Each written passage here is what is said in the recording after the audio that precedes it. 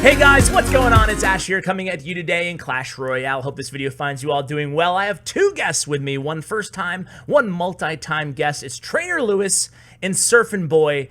Fellas, how you doing? Surf, welcome to the channel, man. Thank you so much for having me. It feels awesome to finally be on the channel. It's been a dream of mine, but yeah, I'm doing awesome. Well, happy to have you here, dude. We're going to be talking update, and our second guest again is going to be Trainer Lewis. Lewis, how you doing, man?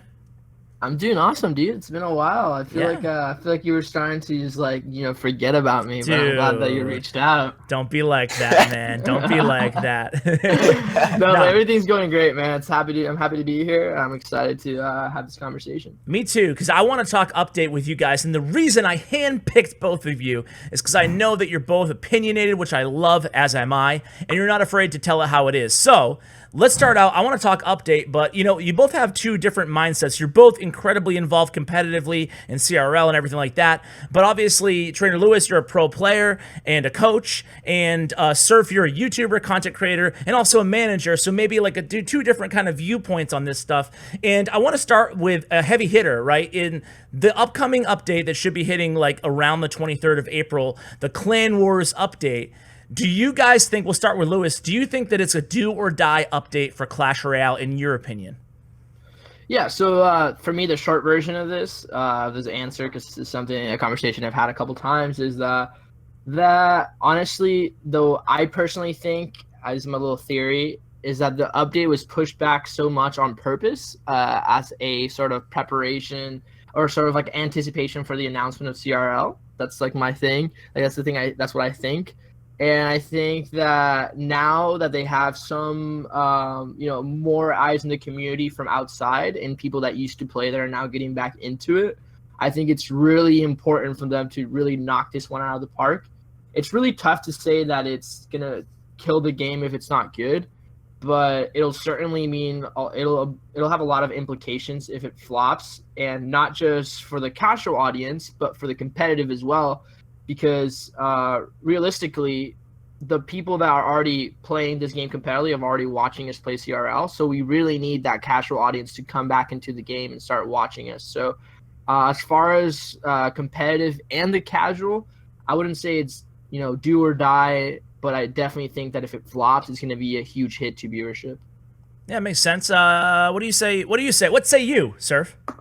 I have a mixed feeling on this. I say yes and no. As far as competitive play goes, I think this update, like, they could completely ruin the game and competitive would be just fine. Like, nobody's leaving. People are building careers, as you see off of CRL right now with Clash Royale. But the, like, common player, I think if this update isn't, like, up to standards, it's been so long. Like I said on Twitter, it's been almost, like, 6 months. It was, like, mid-October since the last update. I think, like, the common players, if this update's not perfect, might take a huge hit. But after like a while, like I say it a lot on Twitter, if the like casual scene dies, the competitive scene will eventually die. Like if we take football for example, if there's no viewership or no like audience, eventually the whole, like, I don't know, the whole hype for everything would end up dying down. So I'm really hoping this update's awesome, but if it's not amazing, I think they still have a couple more chances before completely losing the casual scene. And like I said, the competitive scene is as strong as ever, and it's not dying anytime soon.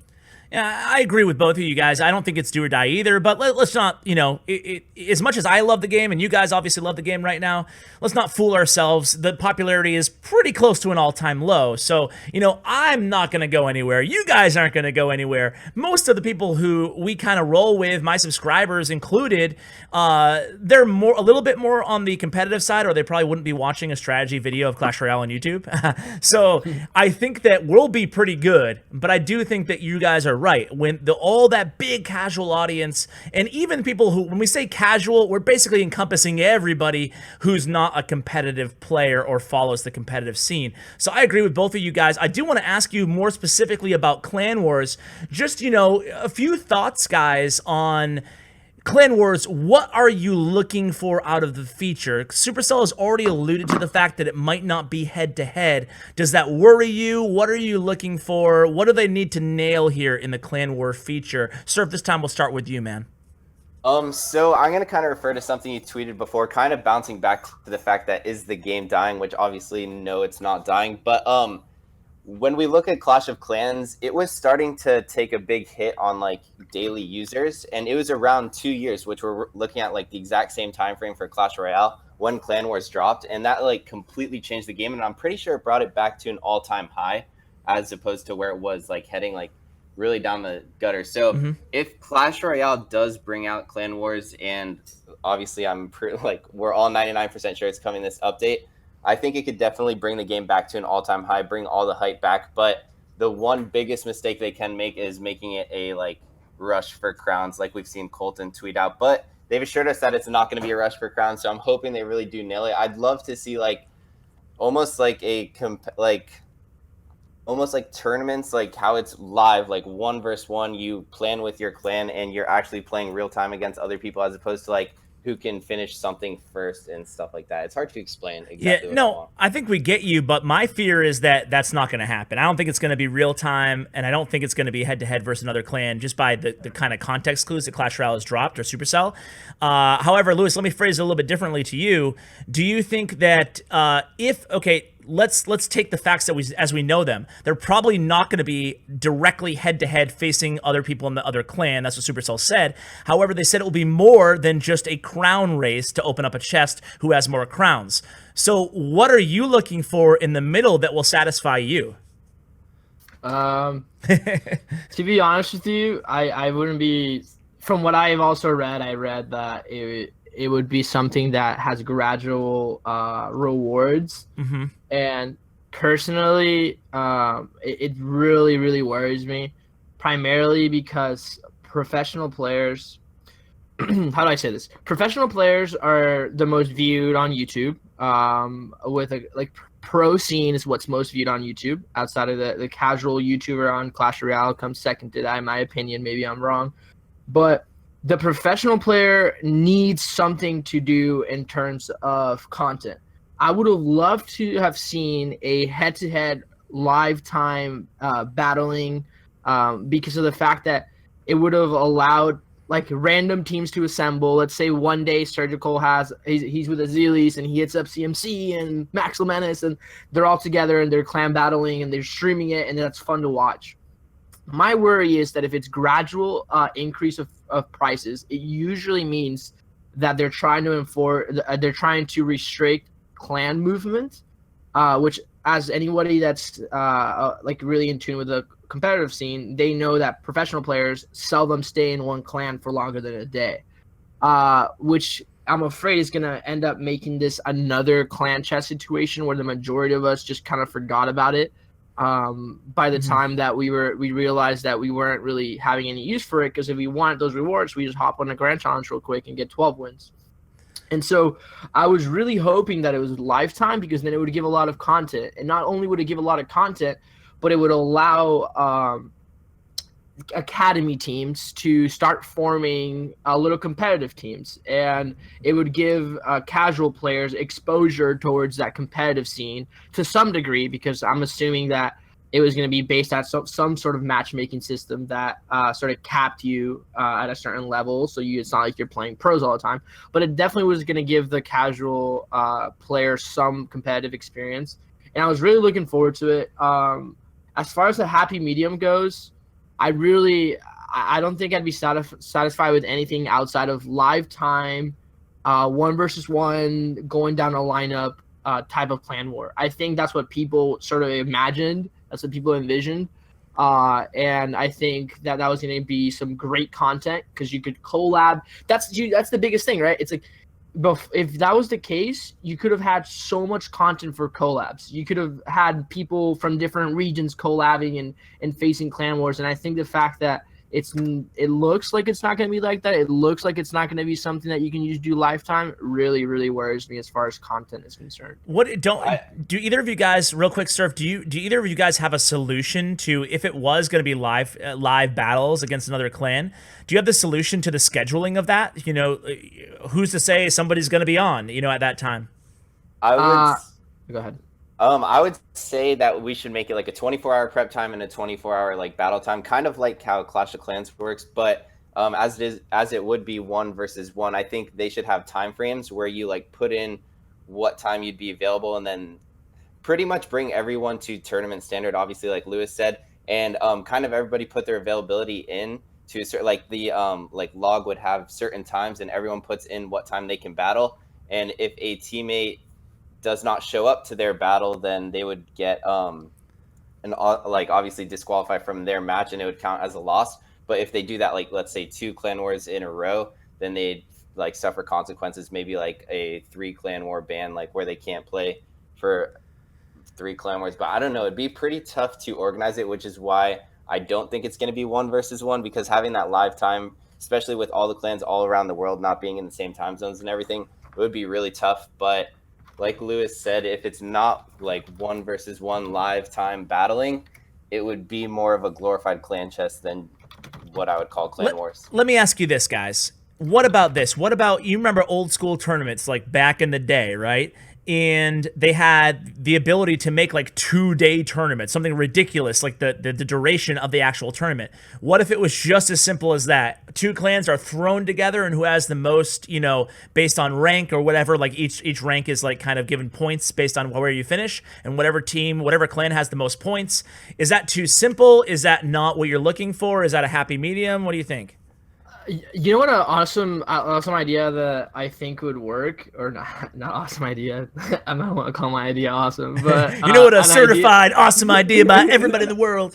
Go ahead. No, but an idea I had that I think would kind of work is if you make it, if you have two modes where you can do like a sort of friendly head-to-head where you can request to a certain clan, and people hop on and you have your set 5, and then you can do it also sort of like a grand challenge where you all buy in with 100 gems or 10 gems or whatever, how many gems you want to do it. The rewards would be relative, and you just queue up the same way you do for a grand challenge. And at the end of it, there's like a big bounty, and it's split between the top performers within the clan war. And I think that would be kind of cool. Something like that to where you queue up and you don't know exactly who you're going to play, and then another one where you queue up knowing exactly who you're going to play. I think that would be pretty awesome to see. I love the idea. I'm just concerned about, like, you know, especially in more casual clans, like the wait time could be like a 2-hour wait to find a battle, you know, if no one's around. But there's also, between the two of you, you know, I don't know, we could create a document and send it over to SC, although it's probably way too late now. But a lot of good ideas there. I want to kind of shift gears a little bit and ask you guys both about the ship. There's been a million kind of not so secretive, I don't know, hints dropped by Supercell that there is something about a sailboat. That's the sailboat emoji that they give everywhere now. They tweeted it out from every language Twitter account today. A bunch of sailboat emojis. That was it. Do either of you guys have, you know, obviously no one knows what it is. It's all 100% speculation, but I don't know, Surf, you're surfing boy, you're from the ocean. Any insight to this, my friend? I have no idea. At first I thought it was a troll to just throw everybody off and have no idea what's coming, but I guess the common answer that everyone thinks it is just like a way to get to Clan Wars, kind of how Clash of Clans goes. When you get in the boat, you go to your night village, just a way to transport to like a Clan War arena or something like that, but honestly, I have no idea what in the world the boat's for. Right? Imagine if it was like you got on the boat and then you sail around clans and you just dominate land, and like every single land you gain, you have to protect from other clans, and the more land you have, the more land you acquire, the higher your rewards are. Dude, I'm liking this, man. You're onto something, I think. That sounds awesome. That's what they meant. Maybe that's what they meant by gradual. You start off with lower rewards and you gradually get higher depending on how much land you gain. Like, sort of like you conquer like your, like, I don't know, like pirates or something. That's almost how Boom Beach works. Yeah, like the operations. Yeah, that's a really cool idea, because actually my follow-up question to you, Lewis, was going to be, you know, the strange thing about the boat is that I don't think that they would go this heavy on the sailboat emoji if it was just a sailboat that you click to bring you to Clan Wars and that's it. I feel like there's got to be something else involving like sailing to different areas and stuff. So I actually really like that line of thought there. I'm gonna go with it, man. That's that'd be awesome. I think it can. That would be so cool. because we're thinking inside the box right now, the three of us, right? We're thinking about, oh, it'd be cool if it was like Grand Challenge. It'd be cool like it was like tournaments. It'd be cool if it was like head to head. But they could like throw a total curveball at us and make Clan Wars something that is just incredibly new. And even if there's maybe you sail around and then you ran like the queue time is when you see somebody like I don't know some other ship and you fight them. Yeah. So that'd be awesome. I know that didn't Rumham just get brought on as like a game designer for them? He did, yeah. I don't know if he's moved there yet, but he just announced because he actually a long time ago in a conversation that he had, and this is way before he knew he was going to work for Supercell, so this isn't some kind of privileged information he gave me. But a while ago, he had this idea where making Clash Royale Clan Wars like a sort of like a risk game, a game of risk. Have you ever played the board game? Yes. And it's like where you control land, so I don't know, man. Maybe maybe Rumham pitched something to them, and it worked, and now he's there. It's a cool idea, and honestly, I really love kind of like spitballing ideas like this because it's getting me a little bit pumped for the update, a little bit more than I was going into the conversation. I do want to ask you guys kind of a curveball to end this conversation, and I'll start with you, Surf, to put you on the hot seat, man. Supercell has confirmed that we will be getting balance changes with the update. So give me your biggest card to buff and your biggest card to nerf and how you would do it. Boom, go. Oh, all right. Biggest card to nerf. I think if I said anything outside of one of the princes, everybody in the comment section would try and kill me. Dude, so no, let me straight up, let me tell you that just from my comments, the most popular, and now Lewis isn't allowed to say any of these, but the most popular requests to nerf are probably like NATO, Dark Prince, and Goblin Hut. But go on. I was gonna say Goblin Hut, but I feel like that's so mainstream, and same with NATO. They've been complained about so much recently. So yeah, I'd probably have to go with Spear Goblins because that'd be an indirect nerf to both like all these bait decks because bait has become so viable somehow. Like any deck you have, you just throw in Spear Goblins and some bats and you're good to go. That's true. But it would be an indirect nerf to Goblin Hut as well, obviously, and I think it would change the meta a ton if Spear Goblins got some type of nerf. But I don't know exactly how they would work it out. Okay, you're buff. Oh, you want to go nerfs? Go nerfs. Yeah, you go nerf. For me, nerf. 100% without question.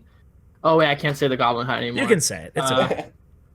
Strike that from the record. You can say it. Go ahead. It's already in their mind. No. I'll say that I think that Dark Prince absolutely needs a nerf. Like the fact, it's just such a broken mechanic in my opinion. It's impossible. Like it's so hard to stop a double Prince push, and it has nothing to do with the regular Prince. It has all to do with the Dark Prince. Like the Dark Prince, you can't put any swarms around it. Like traditionally, when a heavier hitting troop with a little bit of health is coming at you, the go-to like from day one has been you put a swarm around it. Now you're forced to use your tanks on the Dark Prince, and a lot of people are running Bandit with it, and so you put your tank out, and you no longer have the best cycle to stop a Bandit, and it's constantly putting you in this weird cycle, which is why Dark Prince is making Giant so strong. Like you can beat a lot of matchups because of the fact that it just doesn't work anymore to just put down a Swarm unit and stop a lot of Elixir. So Dark Prince absolutely needs it. My opinion, a way to do it is slow down its charge time, and also make it so it can't kill an entire Goblin gang when it's charged up, like one hit. Like if you surround it with a Goblin gang, it kills the Goblin gang. Like it's crazy. Yeah. So I think that is for sure the biggest thing that needs to happen. I think his area splash damage needs to be reduced a little bit. It's ridiculous. Like he can even wreck an entire Skarmy on his own, like no problem right now. Dude, the craziest thing about Dark Prince, in my opinion, is like, and it's not, I mean, Lewis brought up all the technical aspects, how it can ruin your cycle and force a tank out of your opponent, and that's all true. But like, just the sheer, like, oh my god, he's so OP, is when he charges into a Goblin Barrel. It's just like, boom! Oh, yeah. No, thank you, all dead, you know? All right, Surf, give me your buff, man. Biggest buff, I'd have to say probably I want to see the Mega Knight get buffed and the Magic Archer get buffed, but probably the Barbarian Barrel just because it's completely useless right now. But I don't really see it ever as a competitive card. It's just, I don't know. It seems like a silly card. So I'd have to say probably the Mega Knight. I want to see its like drop in damage, or not drop in damage, but its jump damage go back to how it used to be. Because it went from being like one of the most used cards in the game to like I never see it. Everyone just runs Pekka nonstop, like Pekka Minor. Yeah, I'm with you on Mega Knight. I wouldn't bring him all the way back to where he was, but I would give him a little bit of that back, that severe 25% nerf. Right. I thought it was way too big of a nerf, but yeah, like you said, he'd probably be too OP again if they brought him exactly. Yeah, where he was. everybody complaining the next week. Yeah. Yeah, exactly. What about you, Lewis? For me, I would probably have to buff something that is a control card or a defensive card. I wish that Supercell sort of shied away from making win conditions very strong, just to allow you to build decks that can beat more matchups. Mm-hmm. I think when a win condition is super strong, it makes it more polarizing. So I would shy away from saying that a certain win condition needs a buff, and instead say, this is something that people don't talk about, but I don't want to talk about lightning because that everybody's already said that, and it's not gonna like bring any new opinions. So I'm gonna say that Mini Pekka needs a buff. Mini Pekka. Yeah, You just got a buff. Yeah, you just got a buff 2 updates ago, man. Wow. So give us your reasoning. I think Mini Pekka is a great card as far as control is concerned. Like, I think that it's not strong enough right now. Mm-hmm. Maybe it's a byproduct of the fact that the Prince is in every way imaginable a better card than the Mini Pekka. Mm-hmm. There's literally no point on running a Mini Pekka. Even Lumberjack is probably better at 4. Yeah, so I think Mini Pekka needs some sort of characteristic or statistic that makes it stronger and makes it a better alternative to other things. And additionally, I think that I've always been a big fan of defensive decks. I play a lot of cycle decks that are like good on defense controllably, because it's like mechanics that I really enjoy. I think it makes you a better player. And honestly, right now, the Mini Pekka has no offensive threat. You put down skeletons, and congratulations, you just got a 3 elixir trade. Mm-hmm. And so I think that it really needs some work done. Like, just making it hit harder is not enough for me. I think maybe making it move a little bit slower would work. Or maybe he could dual wield. Pancakes so cool. everywhere. That's so cool. But I think making it move slower. Was his last buff like 8% health or something, right? I thought it was 5, but it might have been, yeah. 5%. Oh, and real quick, I won't get too much into this one, but Dark Goblin.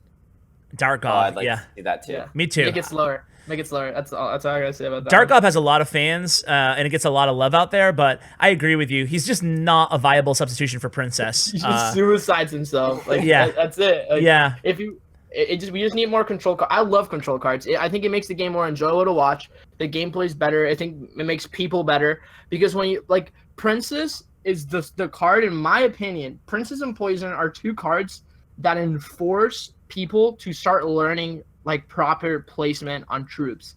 The Princess, because of the fact that you always want to avoid giving spell damage or making it vulnerable to incoming troops. So it's great for beginners. I always tell my friends that are casual players, learn how to use the Princess and you'll become a better player.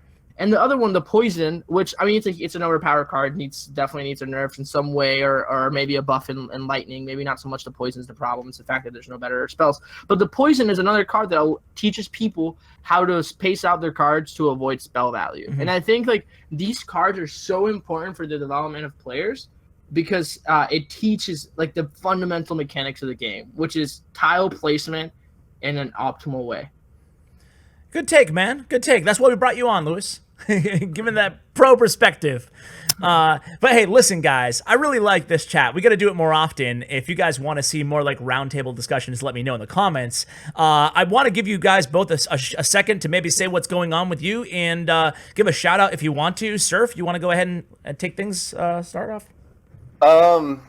I'd like to shout out everyone over at Misfits Gaming. I did just recently sign as a content creator over there in RPL, so be looking out for CRL. Oh my goodness, RPL's been around too long. But not long enough though. But Shout yeah, out to that Shizen. is one. Go ahead. Shout out to Shizen. That I must say, CRL probably wouldn't be a thing without RPL. But shout out to Misfits Gaming. Thanks for having me on the team, guys. Look out for them when they are in CRL. Make sure you guys cheer for us. And I am a YouTuber, so yeah, my YouTube name is Surfnboy. Gotta do the shameless plug. Sorry, Ash. Not shameless at all, man. Everybody should go subscribe. Thank you so much for having me on the channel, and everyone in the comments. I'd like to hear. What'd you say, Lewis? I don't think Lewis can hear us. Oh, okay. Recently, as a lot of you may know, I retired from Clash Royale competitively to focus on school and things. I am definitely going to still be around for some time. I have things cooking in the background, so watch out for season 2 CRL. And I want to say that I'm really excited for the CRL season 1 to begin. I think it's going to be the biggest season. I'm excited to be the head coach and player manager over at Immortals. We have Crap and Royal. There's 2 big signings that I honestly can't wait to see them perform in the arena. I think we have an amazing team with great personality. I think that CRL is an awesome first step towards that sort of accessibility to become a pro, even more so than like CCGS. I think that the fact that the people have to sign drafts, and all it takes is that one good day to really shine. Honestly, people that are listening, aspiring pros, I say enjoy it, keep playing, and I can honestly say that if you have what it takes and you put in the work, you will see yourself one day in this channel giving pro tips on the deck you created recently. Words of wisdom. You're all welcomed on the channel someday. So, dude, Lewis, Surf, thank you so much for coming on, guys. I really appreciate you guys taking the time to have this chat. Thanks for having us. I'm glad you brought Lewis on as a pro. He's got to be probably the most well-rounded and well-spoken pro that's out there. Like, I really enjoy talking with you, Lewis. Thanks, man. Thank you. Appreciate it. All right, guys, that's going to do it for today. Make sure you check out all my guest information in the description below, along with my wonderful YouTube partner, Bren Chong. Check out his information as well. I'll also include the player stats and profiles for both Lewis and also for Surfnboy. Why not? And, of course, make sure you subscribe to Surfnboy's YouTube channel. So that's going to do it for today. Let me go ahead and leave your comments, your opinions on what this update is going to be. What the heck is the ship? I want to hear from you guys. Thanks so much for watching. And as always, take care, guys.